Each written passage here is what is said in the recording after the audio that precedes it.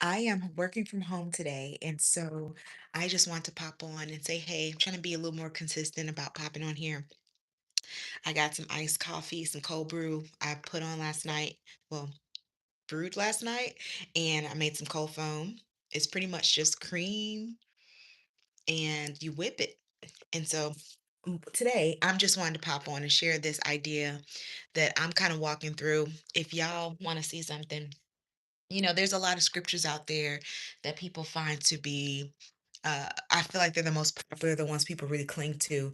And John 3:16, for God so loved the world, he gave his only begotten son, so that we would not perish, but have everlasting life.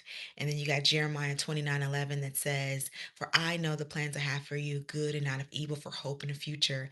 And so I feel like this one is one too, which is trust in the Lord with all your heart, lean not on your own understanding. In all your ways, acknowledge him, and he shall direct your paths.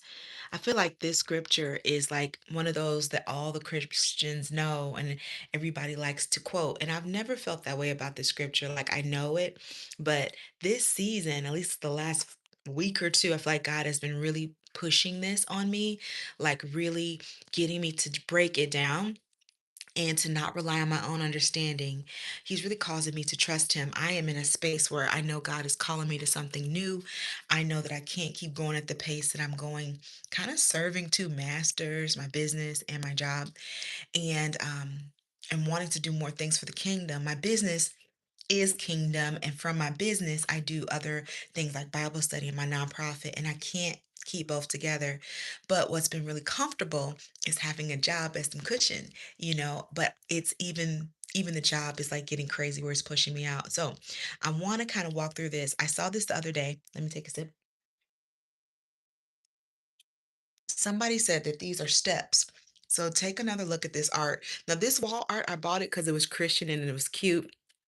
I've got this one over here that says, God says I am, like all these beautiful scriptures that tells what God says you are. And you can look those up and pray through those, declare those over yourself. This one was just happy. There are many reasons to be happy. That one my sister gave me. And then this one says, be still and know that I'm God. So all of these are like really good for the season I'm in. But this one, I feel like God was like, I saw this broken down. And I'm trying to live this one out right now. So it says, trust in the Lord with all your heart. So not just a little bit, the whole thing. Where you find in your heart, maybe you trust God with a little bit, but not fully.